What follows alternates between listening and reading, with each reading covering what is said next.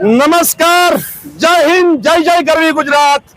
ગત તારીખ 19મી જૂને જ્યારે પેટા ચૂંટણી 87 વિસાવદર અને 24 કડી વિધાનસભાનું પેટા ચૂંટણી યોજાઈ હોય અને એમાં આજે પરિણામ આવ્યું હોય ત્યારે ક્યાંક ને ક્યાંક વિસાવદરની જનતા એનું મન બનાવી લીધું છે।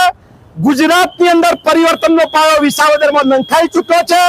આપના માધ્યમથી હું કહેવા માંગુ છું કે ખબરદાર 162 ધારાસભ્યશ્રીઓ, ચાહે રાજ્ય કક્ષાના મંત્રીશ્રી હોય, ચાહે કેબિનેટ કક્ષાના મંત્રીશ્રી હોય, એ તમામ એમએલએને હું ચેતવવા માંગુ છું કે તમે આખી ફોજ વિસાવદરની અંદર 1-4-5 તમારી રીતે કહેવાની રીતે જેને કહેવાય કે સોપારી જેટલી પાર્ટીઓના કાર્યકર્તાઓને તમે કોઈ હેરાન પરેશાન કરવામાં તંત્રનો ઉપયોગ કોઈ બાકી રાખ્યું નથી। છતાં પણ જ્યારે જનતાએ નક્કી કરી લીધું હતું વિસાવદરની અંદર કે જડબે સળગ જવાબ આપવો છે ત્યારે 17,022 કરતો પણ જંગી લીડથી ગોપાલ ઇટાલિયા આવી રહ્યા છે।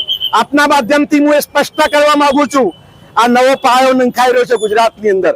રાજનીતિના નવા લેખાજોખા જોઈ રહ્યા છે।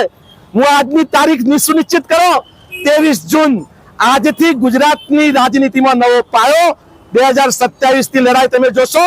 આમ આદમી પાર્ટી વટકે સાથ આવે છે, વટકે સાથ આવે છે, વટકે સાથ આવે છે અને આમ જનતાના જે પ્રશ્નો છે એ આમ આદમી પાર્ટી તહે દિલથી ઉઠાવશે। અગત્યની વાત એ છે કે વિસાવદરની જે જનતા, કડીની જે જનતા છે એ અમારા ઉપર આટલા બધા અમૂલ્ય આશીર્વાદ જ્યારે આપ્યા છે ત્યારે સમગ્ર અરવલ્લી વતીથી હું એમનો તહે દિલથી આભાર માનું છું। ભારત માતા કી જય, જય જય ગરવી ગુજરાત।